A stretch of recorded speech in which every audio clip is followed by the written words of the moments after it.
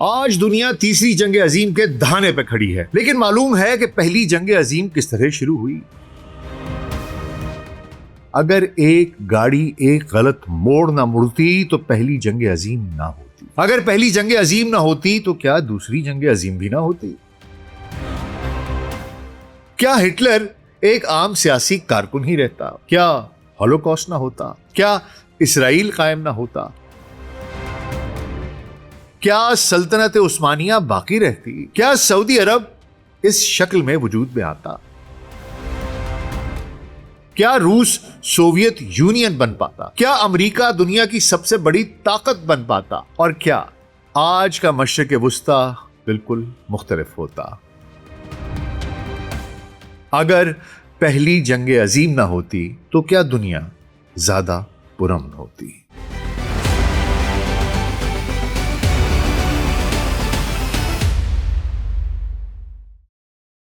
Global سچ pod cost doctor ناصر big کے ساتھ آپ کی خدمت میں حاضر ہیں جی۔ السلام علیکم۔ یوکرین نے بحیرہ کیسپین میں ایرانی بحری جہاز پر حملہ کر کے ایک سیلر کو شہید کر دیا۔ بحری جہاز میں آگ لگ گئی۔ ایران کی وزارت خارجہ کے ترجمان نے یوکرینین صدر ولادیمیر زیلنسکی کے طرز عمل کا موازنہ پہلی جنگ عظیم سے قبل انارکس انتشار پسندوں کے خطرناک اور بڑھتے ہوئے اقدامات سے کیا۔ یہ موازنہ بلا وجہ نہیں تھا۔ ایران نے یہ موازنہ اس لیے کیا کیونکہ وہ نوشتہ دیوار پڑھ رہے ہیں کہ دنیا تیسری عالمی جنگ کے دہانے پہ کھڑی ہے۔ یہ بیان سنا تو سوچ کا دھارا مجھے اس وقت میں لے گیا جب پہلی جنگ عظیم ابھی شروع نہیں ہوئی تھی۔ سوچا اس سفر پر تنہا جانے کا کیا ہی مزہ ہے، کیوں نہ یہ سفر آپ سب کے ساتھ طے کیا جائے۔ حضور دم بھر کو آنکھیں مون لیجئے اور سوچئے، آپ ایک ایسی دنیا میں کھڑے ہیں جہاں سلطنت عثمانیہ ابھی تک موجود ہے، جہاں مشرق وسطیٰ کی سرحدیں شاید آج کی سرحدوں سے بالکل مختلف ہیں، جہاں سعودی عرب کا شاید ایک وسیع اور طاقتور بادشاہت کی صورت میں وجود ہی نہیں ہے، جہاں اسرائیل کا قیام شاید کبھی ممکن نہ ہو پاتا، جہاں ہٹلر ایک ناکام سیاسی کارکن سے زیادہ اور کچھ نہ بن پاتا، جہاں یہودیوں کی نسل کشی ہوتی نہ دوسری جنگ عظیم، امریکہ شاید دنیا کی واحد غالب طاقت نہ بنتا، روس ایک سپر پاور کی صورت اختیار نہ کرتا، اور یورپ کی سیاسی تقدیر بھی بالکل مختلف ہوتی۔ لیکن یہ سب کچھ صرف ایک واقعے کی وجہ سے ہو گیا ہو تو؟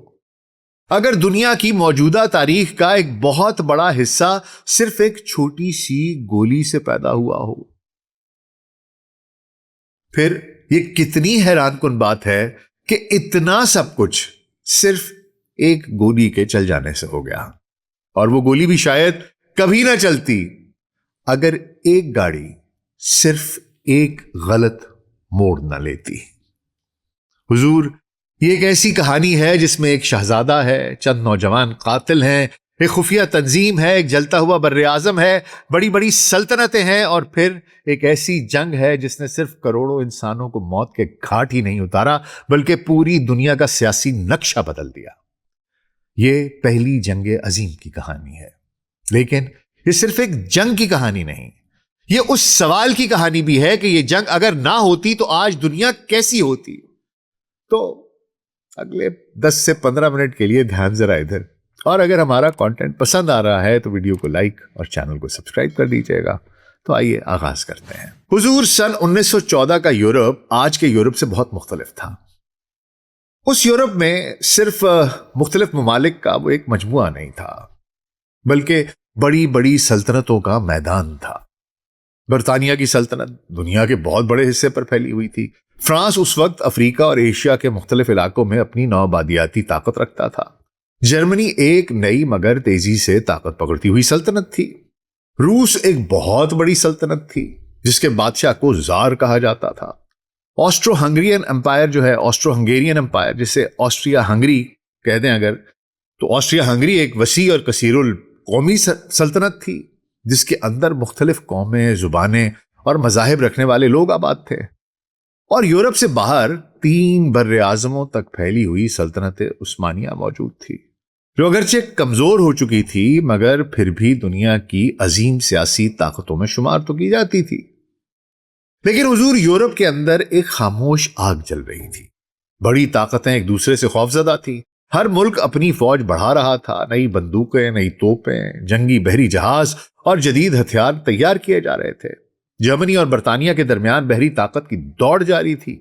فرانس جرمنی سے اپنے پرانے علاقوں کا قبضہ واپس لینا چاہتا تھا۔ روس بلقان کے سلاوک جو باشندے تھے، سلاوی باشندے، ان کو اپنا قریبی سمجھتا تھا۔ آسٹریا ہنگری اپنی سلطنت کو متحد رکھنا چاہتا تھا، لیکن اس کے اندر رہنے والے مختلف قومیں آزادی کے خواب دیکھ رہی تھیں۔ یہ صرف ممالک کی دشمنی نہیں تھی، یورپ دو بڑے فوجی اتحادوں میں تقسیم ہو چکا تھا۔ ایک طرف جرمنی، آسٹریا ہنگری اور اٹلی کا اتحاد تھا جسے ٹرپل الائنس کہا جاتا تھا۔ دوسری طرف برطانیہ، فرانس اور روس قریب آ رہے تھے، اور ان کے تعلقات نے ایک دوسرا طاقتور اتحاد تشکیل دے دیا تھا۔ یوں پورا بر اعظم ایک ایسے بارود کے ڈھیر میں تبدیل ہو چکا تھا جسے صرف ایک چنگاری کی ضرورت تھی، اور وہ چنگاری بلقان کے علاقے سے اٹھی۔ بلقان کو اس زمانے میں یورپ کا بارود خانہ کہا جاتا تھا۔ یہاں مختلف قومیں رہتی تھیں، مختلف مذاہب موجود تھے، اور مختلف سلطنتیں اپنے اپنے مفادات کے لیے سرگرم تھی۔ سربیا ایک چھوٹی مگر ابھرتی ہوئی ریاست تھی۔ سرب قوم پرست چاہتے تھے کہ جنوبی سلاوی قوموں کو ایک بڑی ریاست میں متحد کیا جائے۔ ان میں سے بہت سے لوگ آسٹریا ہنگری کی حکومت کے خلاف تھے، کیونکہ آسٹریا ہنگری نے بوسنیا اور ہرزیگووینا پر اپنا قبضہ مضبوط کر لیا تھا۔ بوسنیا میں بہت سے سرب رہتے تھے، اور سرب قوم پرستوں کے نزدیک آسٹریا ہنگری کی حکومت ایک غیر ملکی حکومت تھی اور اقتدار پر ناجائز طور پر قابض تھی۔ وہ چاہتے تھے کہ بوسنیا آسٹریا ہنگری سے آزاد ہو اور سربیا کے ساتھ مل جائے۔ یہی وہ سیاسی کشمکش تھی جس نے خفیہ مزاحمتی تحریک کو جنم دیا۔ اس زمانے میں سربیا کے بعض قوم پرست حلقوں کے اندر ایک خفیہ تنظیم موجود تھی جسے بلیک ہینڈ یا سیاہ ہاتھ کہا جاتا تھا۔ اس تنظیم کے بعض ارکان کا مقصد آسٹریا ہنگری کے اقتدار کو کمزور کرنا اور جنوبی سلاوی قوموں کو متحد کرنا تھا۔ اسی ماحول میں چند نوجوانوں نے ایک ایسا منصوبہ بنایا جس کے نتائج کا اندازہ شاید خود انہیں بھی نہیں تھا۔ آسٹریا ہنگری کے تخت کا وارث archduke Franz Ferdinand Bosnia کے شہر سرائیوو کا دورہ کرنے والا تھا۔ وہ صرف ایک عام شہزادہ نہیں تھا، بلکہ آسٹریا ہنگری کا، اس کا مستقبل کا ممکنہ حکمران بھی تھا۔ اس کے ساتھ اس کی اہلیہ صوفی بھی موجود تھی۔ ان کا دورہ سیاسی اعتبار سے بہت حساس تھا، کیونکہ بوسنیا میں آسٹریا ہنگری کی حکومت پہلے ہی بہت سے لوگوں کے لیے قابل قبول نہ تھی۔ 28 جون 1914 کی صبح سرائیوو کی سڑکیں لوگوں سے بھری ہوئی تھیں۔ شاہی جلوس شہر کی سڑکوں سے گزرنے والا تھا۔ آرچ ڈیوک ایک کھلی گاڑی میں بیٹھا ہوا تھا، اس کے ساتھ اس کی بیوی صوفی بیٹھی ہوئی تھی۔ گاڑی آہستہ آہستہ شہر کی سڑکوں پر چل رہی تھی۔ لوگ اسے دیکھ رہے تھے، سلام کر رہے تھے، اور شاہی وفد اپنے طے شدہ راستے پر آگے بڑھ رہا تھا۔ لیکن سڑک کے مختلف مقامات پر چند نوجوان چھپے ہوئے تھے۔ ان کے پاس بم تھے، دستی بم اور پستولیں تھیں۔ ان کا مقصد آرچ ڈیوک کو قتل کرنا تھا۔ پہلا قاتل موقع پانے کے باوجود حملہ نہ کر سکا۔ پھر جلوس آگے بڑھا۔ کچھ فاصلے پر ایک اور نوجوان موجود تھا۔ اس نے آرچ ڈیوک کی گاڑی کی طرف دستی بم پھینکا، لیکن بم گاڑی پر ٹھیک طرح سے گرا نہیں۔ وہ گاڑی کے پیچھے جا گرا اور پھٹ گیا، اور دھماکے سے کچھ لوگ زخمی ہو گئے جو ان کے پچھلی گاڑیوں میں آ رہے تھے، لیکن آرچ ڈیوک اور اس کی اہلیہ بچ گئے۔ ایک لمحے کے لیے قاتلوں کا منصوبہ ناکام دکھائی دینے لگا۔ شاہی گاڑی تیزی سے آگے بڑھی۔ آرچ ڈیوک محفوظ تھا۔ قاتل مختلف سمتوں میں بکھر گئے۔ شاید ان میں سے بعض نے یہ سوچا ہو کہ موقع ہاتھ سے نکل چکا۔ شاید انہوں نے یہ بھی سوچا ہو کہ اپنی قوم کی تقدیر بدلنے کا ان کا منصوبہ ناکام ہو گیا۔ لیکن کہانی ابھی ختم نہیں ہوئی تھی حضور۔ آرچ ڈیوک کے وہ شہر کے سرکاری مقام پر پہنچ گئے جہاں پر انہیں پہنچنا تھا۔ وہاں اس نے بم حملے پر ناراضی کا اظہار کیا۔ وہ شدید غصے میں تھا، برہم ہوا کہ ایک سرکاری دورے کے دوران اس پر حملہ کیا گیا، لیکن اس نے اپنا دورہ فوراً ختم نہیں کیا۔ اس نے فیصلہ کیا کہ وہ ان لوگوں کی عیادت کرے گا جو بم دھماکے میں زخمی ہوئے۔ یہاں سے تاریخ ایک عجیب موڑ لیتی ہے۔ آرچ ڈیوک کی گاڑی کو ہسپتال کی طرف جانا تھا، لیکن راستے کے بارے میں غلط فہمی پیدا ہوگی۔ ڈرائیور نے ایک غلط موڑ لے لیا اور پرانے راستے پر چل پڑا۔ پھر اسے بتایا گیا کہ گاڑی کو دوسری سمت جانا ہے۔ گاڑی کو روکا گیا تاکہ اسے واپس موڑا جا سکے، اور اسی وقت گاڑی ایک ایسی جگہ پر رک گئی جہاں ایک نوجوان قاتل گیوریلو پرنسپ وہ وہاں موجود تھا۔ اب یہ واقعہ تاریخ کے سب سے مشہور اتفاقات میں شمار ہوتا ہے۔ بعض مقبول روایات میں کہا جاتا ہے کہ پرنسپ ایک کیفے میں بیٹھا سینڈوچ کھا رہا تھا، اور جب وہ باہر آیا تو آرچ ڈیوک کی گاڑی اس کے سامنے کھڑی تھی۔ لیکن تاریخ دانوں کے مطابق کیفے اور سینڈوچ کی یہ تفصیل ممکنہ طور پر شاید ایک افسانہ ہے، کیونکہ یہ مکمل طور پر ثابت نہیں ہوتی۔ البتہ بنیادی حقیقت یہ ہے کہ آرچ ڈیوک کی گاڑی غلط راستے پر چلی گئی، غلط موڑ مڑا، اسے واپس موڑنے کے لیے روکا گیا، اس کا ریورس گیئر پھنس گیا اور پرنسپ کو اچانک اپنا ہدف دوبارہ سامنے نظر آ گیا۔ سوچئے، چند لمحے پہلے وہ شہزادہ شہر سے بہت دور جا چکا تھا، قاتلوں کا منصوبہ ناکام ہو چکا تھا، شاہی جلوس محفوظ مقام تک پہنچ چکا تھا، لیکن پھر گاڑی نے غلط راستہ اختیار کیا، بس ایک غلط موڑ۔ گاڑی رکی، گاڑی پیچھے مڑنے لگی اور ایک قاتل نے اچانک دیکھا کہ اس کا ہدف چند قدم کے فاصلے پر موجود ہے۔ کیا اس نے اسے اتفاق سمجھا؟ کیا اسے لگا کہ قسمت نے اسے ایک اور موقع دیا ہے؟ ہم یقین سے نہیں کہہ سکتے، لیکن اتنا ضرور جانتے ہیں کہ اس نے موقع ضائع نہیں کیا۔ گیوریلو پرنسپ آگے بڑھا، اس نے اپنی پستول نکالی اور آرچ ڈیوک فرانس فرڈینینڈ اور اس کی اہلیہ صوفی پر گولیاں چلا دیں۔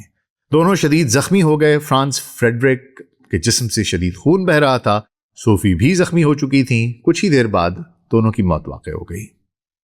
ایک شہزادہ مارا جا چکا تھا، لیکن دنیا ابھی نہیں جانتی تھی کہ صرف ایک انسان نہیں مرا، ایک پورا عہد اپنی موت کی طرف بڑھ رہا تھا۔ چند گولیوں نے صرف آسٹریا ہنگری کے ولی عہد کو قتل نہیں کیا تھا، ان گولیوں نے یورپ کے اندر برسوں سے جمع بارود کو آگ لگا دی تھی۔ آسٹریا ہنگری نے سربیا کو اس قتل کا ذمہ دار قرار دیا۔ اس نے سربیا کے سامنے سخت مطالبات رکھے۔ سربیا نے بعض مطالبات قبول کیے، لیکن تمام مطالبات ماننے سے انکار کر دیا۔ آسٹریا ہنگری نے سربیا کے خلاف جنگ کا اعلان کر دیا۔ پھر وہی ہوا جس کا خوف برسوں سے تھا۔ روس نے سربیا کی حمایت میں اپنی فوج تیار کرنا شروع کر دی۔ جرمنی نے آسٹریا ہنگری کا ساتھ دیا۔ جرمنی نے روس کے خلاف جنگ کا اعلان کر دیا۔ پھر جرمنی نے فرانس کے خلاف جنگ کا اعلان کر دیا۔ جرمن فوج نے فرانس تک پہنچنے کے لیے غیر جانبدار ملک بیلجیم کے راستے گزرنے کا منصوبہ بنایا۔ جب جرمنی نے بیلجیم پر حملہ کیا تو برطانیہ بھی جنگ میں شامل ہو گیا۔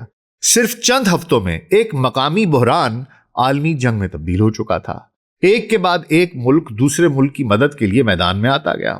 ایک اتحاد کے خلاف دوسرا اتحاد کھڑا ہو گیا اور یورپ کی جنگ آہستہ آہستہ دنیا کی جنگ بن گئی۔ یہ جنگ صرف یورپ تک محدود نہ رہی۔ برطانیہ، فرانس اور دوسری نوآبادیاتی طاقتوں نے ایشیا، افریقہ اور دنیا کے مختلف حصوں سے فوجی بلائے۔ یہاں ہندوستان، پاک و ہند سے لاکھوں فوجی جنگ میں شریک ہوئے۔ افریقہ کے مختلف علاقوں سے سپاہی یورپی محاذوں پر پہنچے۔ آسٹریلیا، کینیڈا اور نیوزی لینڈ، ان کے فوجی بھی میدان جنگ میں اترے۔ پھر سلطنت عثمانیہ بھی جنگ میں شامل ہو گئی۔ سلطنت عثمانیہ نے جرمنی کے ساتھ اتحاد کیا۔ اس فیصلے نے جنگ کو مشرق وسطیٰ، قفقاز اور مختلف اسلامی علاقوں تک پھیلا دیا۔ اب یہ صرف یورپی طاقتوں کی جنگ نہیں رہی تھی، دنیا کی ایک عظیم اسلامی سلطنت بھی اس جنگ کا حصہ بن چکی تھی۔ جنگ کے ابتدائی دنوں میں بہت سے لوگوں کو یقین تھا کہ یہ جنگ چند ماہ میں ختم ہو جائے گی۔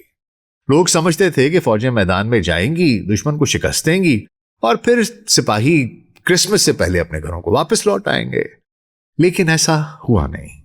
جنگ چند ماہ نہیں بلکہ 4 سال جاری رہی۔ مغربی یورپ کے میدان خندقوں میں تبدیل ہو گئے۔ ہزاروں میل طویل خندقیں کھودی گئیں۔ سپاہی کیچڑ، بارش، سردی، بھوک اور مسلسل خوف میں رہنے لگے۔ ایک طرف جرمن فوج تھی، دوسری طرف برطانیہ، فرانس اور ان کے اتحادی تھے۔ دونوں طرف خندقیں تھیں، دونوں طرف مشین گنیں تھیں، دونوں طرف توپیں تھیں اور دونوں طرف ایسے نوجوان تھے جن میں سے بہت سے شاید کبھی اپنے گھر واپس لوٹ ہی نہ سکے۔ پہلی جنگ عظیم نے جنگ کے طریقے کو بھی بدل دیا۔ مشین گنوں نے ہزاروں سپاہیوں کو چند لمحوں میں بھون کے رکھ دیا۔ بھاری توپوں نے پورے علاقوں کو تباہ کر دیا۔ زہریلی گیس استعمال کی گئی۔ ٹینک میدان جنگ میں آئے۔ جنگی جہازوں اور آبدوزوں نے سمندروں کو خطرناک بنا دیا۔ ہوائی جہاز جنگ کے لیے استعمال ہونے لگے۔ آسمانوں سے آگ برسنے لگی۔ یہ انسانی تاریخ کی پہلی ایسی جنگ تھی جس میں جدید صنعت نے موت کو بے مثال طاقت دے دی۔ پہلے جنگوں میں ہزاروں لوگ مرتے تھے، بعض میں لاکھوں، لیکن پہلی جنگ عظیم میں موت بہت وسیع پیمانے پہ رقصاں رہی۔ ایک حملے میں ہزاروں سپاہی خندقوں سے باہر نکلتے، وہ دشمن کی طرف دوڑتے، سامنے مشین گنیں ہوتی تھیں۔ بہت سے سپاہی چند لمحوں میں زمین پر گر جاتے، پھر اگلے دن وہ دوبارہ حملہ کرتے۔ کبھی ایک چھوٹے سے علاقے کے لیے مہینوں جنگ جاری رہتی اور ویوز آف سولجرز، ایک لہر کے بعد لہر انسانوں کی جاتی اور مشین گنیں ان کو بھون کے زمین پر پھینکتی جاتی۔ ہزاروں جانیں ضائع ہوئیں، مگر نقشے پر سرحد شاید چند کلومیٹر ہی بدل پاتی۔ اور اس دوران سلطنت عثمانیہ بھی مختلف محاذوں پر لڑ رہی تھی۔ چناق قلعہ یا گیلیپولی کی جنگ میں عثمانی فوج نے برطانیہ اور اس کے اتحادیوں کو سخت مزاحمت دی۔ اس جنگ نے عثمانی قوم کے حوصلوں کو تو بلند کیا اور مصطفیٰ کمال جیسے فوجی رہنماؤں کو نمایاں کیا، لیکن دوسری طرف سلطنت کو عرب علاقوں میں بغاوتوں، برطانوی حملوں، روسی فوجوں اور اندرونی مشکلات کا سامنا تھا۔ برطانیہ نے عرب قوم پرستی کو بھی عثمانی حکومت کے خلاف استعمال کیا۔ عرب علاقوں میں مختلف وعدے کیے گئے۔ شریف مکہ حسین بن علی اور ان کے ساتھیوں نے عثمانی حکومت کے خلاف بغاوت کی۔ برطانوی افسر ٹی لارنس، جسے بعد میں لارنس آف عریبیا کہا گیا، عرب بغاوت کے ساتھ ہی مشہور ہوا۔ لیکن حضور، سب سے دلچسپ بات، جنگ کے دوران اتحادیوں میں بہت سے وعدے ہوئے، مگر اکثر وعدے بے بنیاد اور جھوٹے خواب جیسے تھے۔ ایک طرف برطانیہ نے بعض عرب رہنماؤں کو مستقبل کی آزادی کی امید دلائی، دوسری طرف برطانیہ اور فرانس نے خفیہ طور پر مشرق وسطیٰ کی تقسیم کے منصوبے بنائے، اور پھر ایک اور اعلان میں فلسطین میں یہودی قوم کے لیے ایک قومی وطن کے قیام کی حمایت کی گئی۔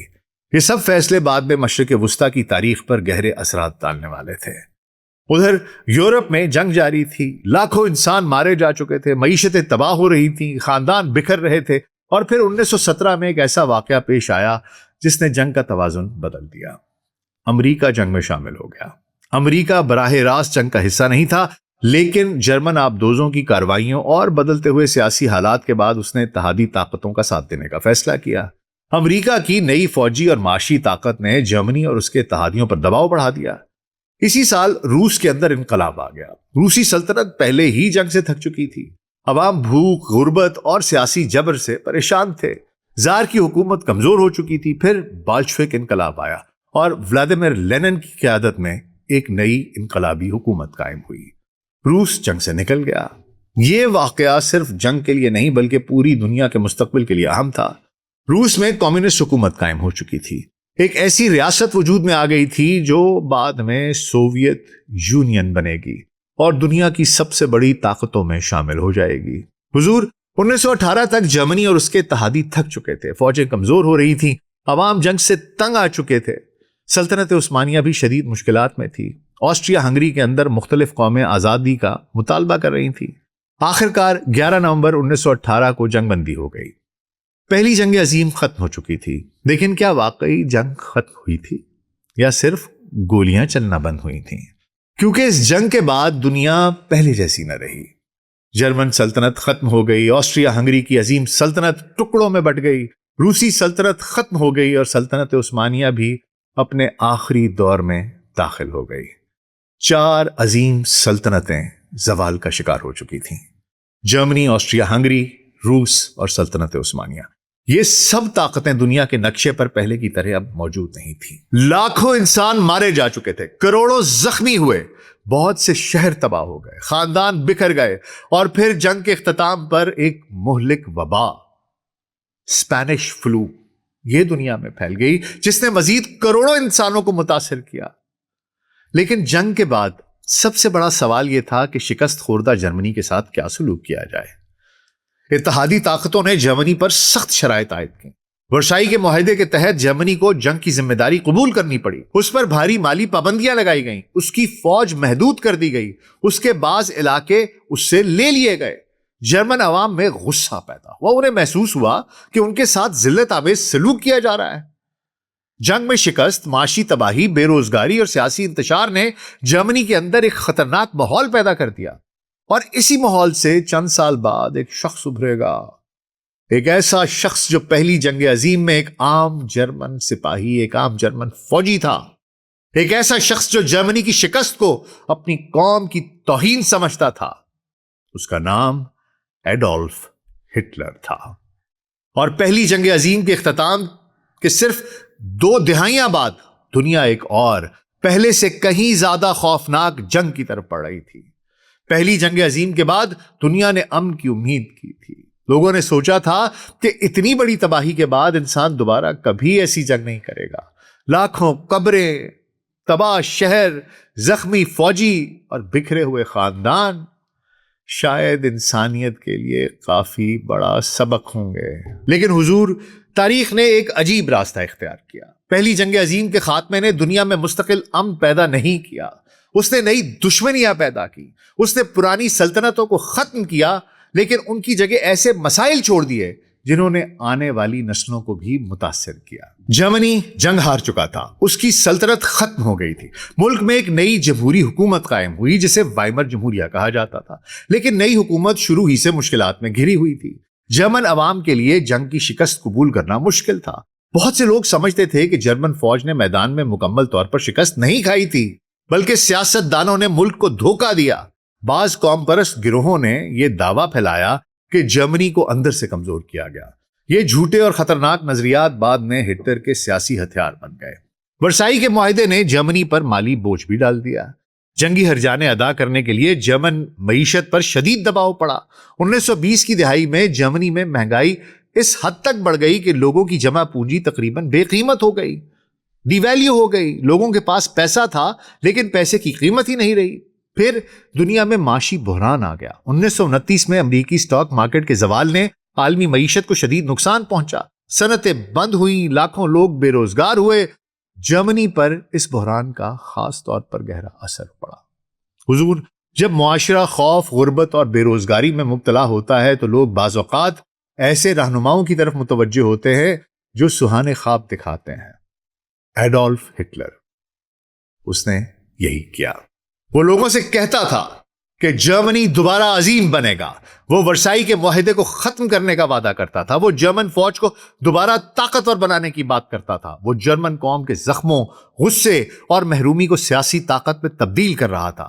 ہٹلر نے جرمنی کی شکست کے لیے مختلف گروہوں کو ذمہ دار ٹھہرایا۔ اس نے یہودیوں کے خلاف نفرت پھیلائی۔ اس نے نسلی برتری کے نظریات کو فروغ دیا۔ اس نے دعویٰ کیا کہ بعض قومیں دوسروں سے بہتر ہیں۔ اس کے الفاظ میں غصہ تھا، اس کی تقریروں میں انتقام تھا، اور اس کے وعدوں میں ایک شکست خوردہ قوم کے لیے عظمت کا خواب تھا۔ 1933 میں ہٹلر جرمنی کا چانسلر بن گیا۔ چند ہی برسوں میں اس نے جمہوری نظام کو کمزور کر کے ایک آمرانہ حکومت قائم کر دی۔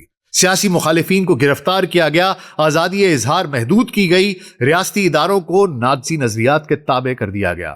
جرمنی دوبارہ ہتھیار بنانے لگا۔ ہٹلر نے ورسائی کے معاہدے کی پابندیوں کو نظر انداز کر دیا۔ جرمنی فوج کو بڑھایا گیا، جدید ہتھیار تیار کیے گئے۔ جرمنی نے اپنی کھوئی ہوئی طاقت واپس حاصل کرنا شروع کر دی۔ یورپ کی دوسری طاقتیں ہٹلر کو روکنے میں ناکام رہیں۔ برطانیہ اور فرانس پہلی جنگ عظیم کی تباہی سے ابھی تک خوف زدہ تھے۔ وہ ایک اور جنگ نہیں چاہتے تھے۔ انہوں نے کئی مواقع پر ہٹلر کو رعایت دی، امید کی کہ شاید وہ اپنی توسیع پسندانہ پالیسیوں کو محدود کر دے، لیکن ہٹلر کے عزائم محدود نہیں تھے۔ 1938 میں جرمنی نے آسٹریا کو اپنے ساتھ ملا لیا۔ پھر اس نے چیکوسلوواکیہ کے بعض علاقوں پر قبضہ کیا۔ یورپی طاقتوں نے ابتدا میں اسے روکنے کی بجائے مذاکرات اور سمجھوتوں کا راستہ اختیار کیا، لیکن پھر ہٹلر نے پولینڈ کی طرف رخ کیا۔ 1 ستمبر 1939 کو جرمنی نے پولینڈ پہ حملہ کر دیا۔ 2 دن بعد برطانیہ اور فرانس نے جرمنی کے خلاف جنگ کا اعلان کر دیا۔ دوسری جنگ عظیم شروع ہو چکی تھی۔ حضور، یہ جنگ پہلی جنگ سے بھی زیادہ وسیع اور زیادہ تباہ کن ثابت ہوئی۔ جرمن فوج نے برق رفتاری سے یورپ کے مختلف ممالک پر حملے کیے۔ Poland, Denmark, Norway, Belgium, Netherlands اور پھر فرانس جرمن حملوں کی زد میں آ گیا۔ فرانس، جو پہلی جنگ عظیم میں جرمنی کے خلاف بڑی طاقت تھا، چند ہفتوں میں شکست کھا گیا۔ برطانیہ اب جرمنی کے سامنے تقریباً اکیلا کھڑا تھا۔ جرمن فضائیہ نے برطانیہ کے شہروں پر بمباری بھی کی۔ لندن سمیت مختلف شہروں میں تباہی بھی ہوئی، لیکن برطانیہ نے ہتھیار نہ ڈالے۔ ادھر مشرقی یورپ میں جرمنی نے سوویت یونین پر حملہ کر دیا۔ یہ فیصلہ جنگ کا ایک بڑا موڑ ثابت ہوا۔ جرمن فوج نے ابتدائی مرحلے میں تیزی سے پیش قدمی کی، لیکن روس کی وسیع زمین، سخت سرد موسم اور سوویت مزاحمت نے جرمن فوج کو روک دیا۔ اس دوران جاپان بھی اپنی توسیع پسندانہ پالیسیوں کے تحت ایشیا میں جنگ کر رہا تھا۔ دسمبر 1941 میں جاپان نے امریکی بحری اڈے پرل ہاربر پر حملہ کر دیا۔ امریکہ جنگ میں شامل ہو گیا۔ یہ دوسرا ٹرننگ پوائنٹ تھا۔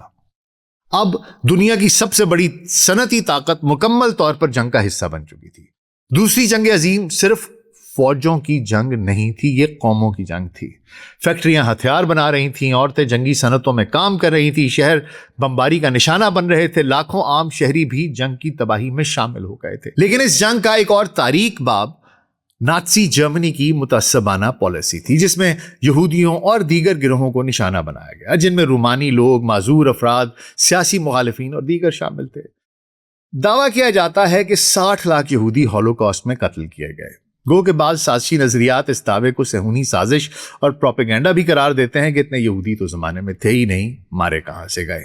خیر، لیکن حضور جنگ کے بعد حراستی کیمپوں کی تفصیلات اور کہانیاں اور پھر کچھ تصاویر بنائی گئیں اور وہ دنیا کو دکھائی گئیں، سنائی گئیں، تو یہودیوں کے لیے عالمی ہمدردی میں اضافہ ہو گیا۔ بہت سے لوگوں نے محسوس کیا کہ یہودیوں کو ایک محفوظ قومی وطن ملنا چاہیے، لیکن فلسطین پہلے ہی ایک پیچیدہ سیاسی مسئلہ بن چکا تھا۔ پہلی جنگ عظیم کے بعد سلطنت عثمانیہ کے عرب علاقے برطانیہ اور فرانس کے زیر اثر آ گئے تھے۔ ایسے میں فلسطین برطانوی انتظام کے تحت تھا۔ جنگ کے دوران بیلفور اعلامیے میں برطانیہ نے فلسطین میں یہودی قومی وطن کی حمایت بھی کر دی ہوئی تھی۔ اس چکر میں یورپ سے بڑی تعداد میں یہودی فلسطین منتقل ہوئے۔ فلسطینی عرب آبادیوں نے اس تبدیلی کی مخالفت کی۔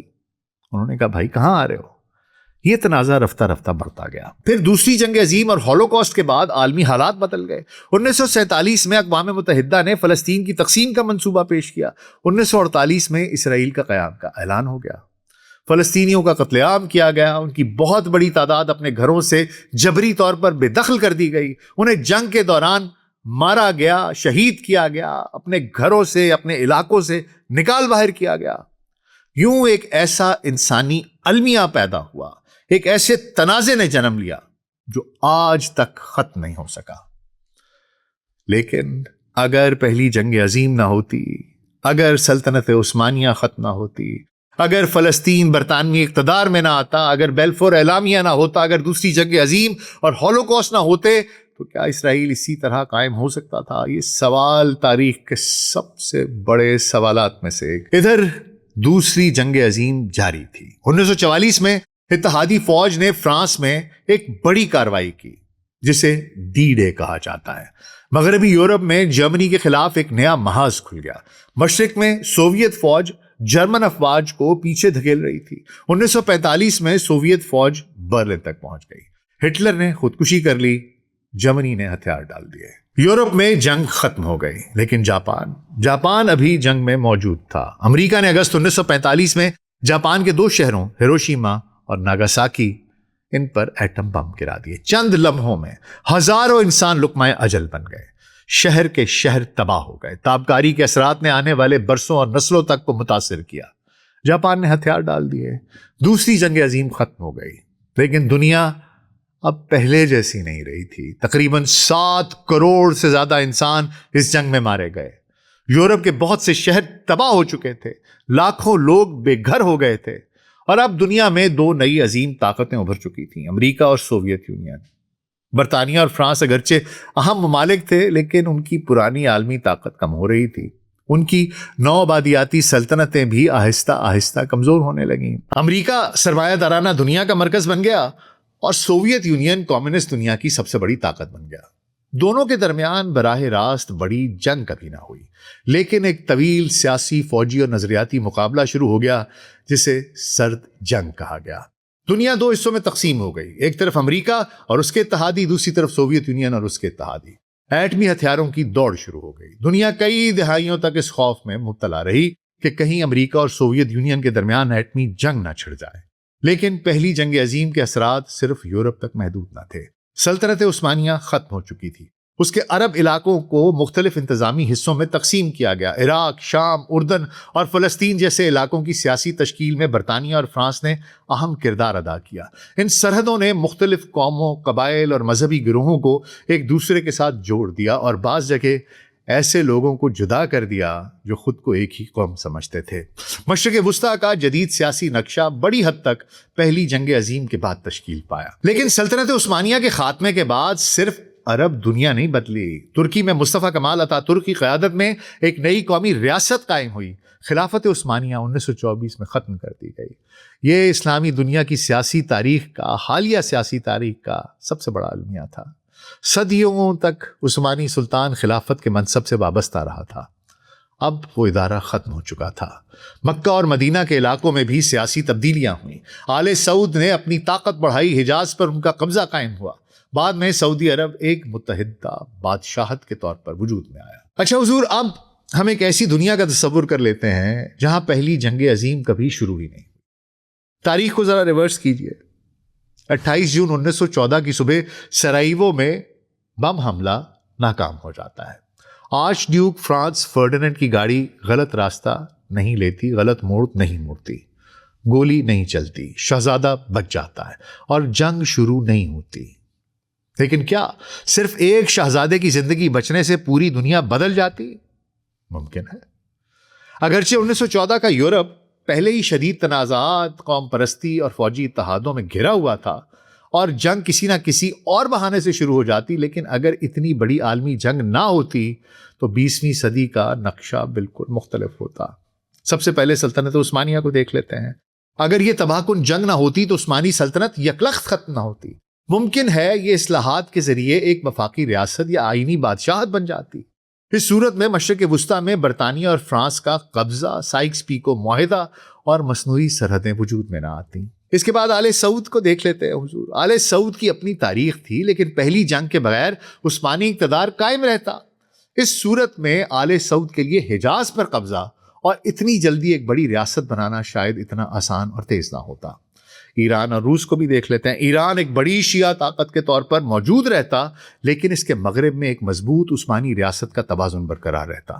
دوسری طرف اگر جنگ کی تباہ کاری اور معاشی بدحالی نہ ہوتی تو روس میں بیلشوک انقلاب شاید کامیاب نہ ہوتا اور سوویت یونین وجود میں ہی نہ آتا۔ نتیجہ 20ویں صدی میں نہ سرد جنگ ہوتی، نہ امریکہ اور سوویت یونین کا ایٹمی مقابلہ، اور نہ دنیا دو بلاکس میں تقسیم ہوتی۔